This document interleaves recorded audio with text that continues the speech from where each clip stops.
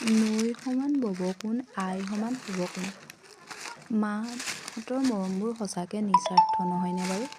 চাওকচোন, মায়ে ভণ্টিৰ হাতত এইবিলাক কি কি বনাইছে তাকে মোলে বুলি বনাই দি পঠিয়াইছে। যিহেতু জানেই মই বনাব মেলিব নোৱাৰোঁ বুলি, যিহেতু মা শাহুমা পৰি আছে, সেইবাবে মায়ে চাওকচোন মৰমতে কি কি দি পঠিয়াইছে। ঘৰত যি যি বনাইছে সকলোবোৰে মোলে অলপ অলপ দি পঠিয়াইছে।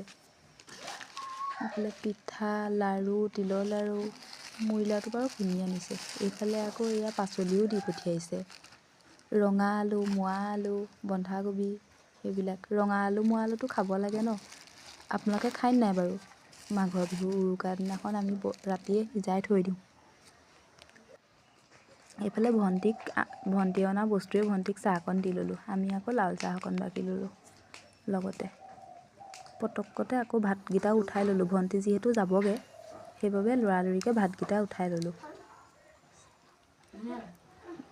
আজি ভণ্টিক এনেকৈয়ে ভাত এসাঁজ খুৱাই পঠিয়ালোঁ। ভাত, ডিম আমলেট কৰি দিলোঁ, এইফালে দাইল, শাকৰ ভাজি আৰু সৰু মাছ আছিলে। ভণ্টিক ভাত পানী খুৱাই মেলি তাইক সোনকালে পঠিয়াই দিলোঁ। তাই যিহেতু যাবগৈ, সেইবাবে। আজিলৈ বাই বাই।